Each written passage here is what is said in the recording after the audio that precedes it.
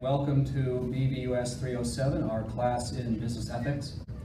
And this morning is going to be a special session on the topic of ethics and morals.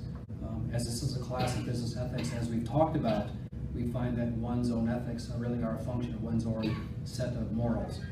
And I'm going to talk about this as a role model in moral leadership with reference to the late His Majesty the King of Thailand. How did the king influence the Thai people?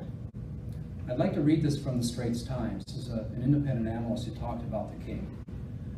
On May 5th, 1950, His Majesty the King was crowned. Over the next few decades, the soft-spoken monarch would transform from a privileged, United States-born, European-educated young man into a father figure for a nation of more than 60 million people.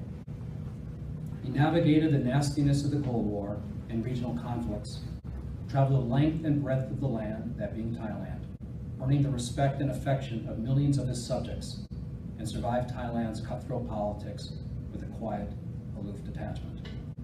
During his reign, Thailand grew from a poor agricultural nation surrounded by instability and war into a vibrant modern economy and one of the world's top tourism destinations.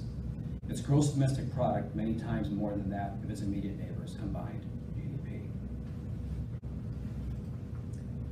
A news analyst in Thailand reflected upon the king's life as this: for the Thai people, the king was an inspiration. He's always had their welfare at the uppermost of his mind. For over 7 years, he worked hard for the well-being of his subjects in keeping with his ascension oath to reign with righteousness for the benefit and happiness of the Siamese people.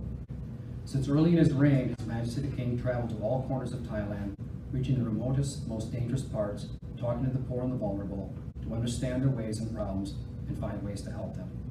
In short, His Majesty was the people's king, someone who tirelessly looked after the best interests of his people, of all backgrounds, beliefs, and ethnicities.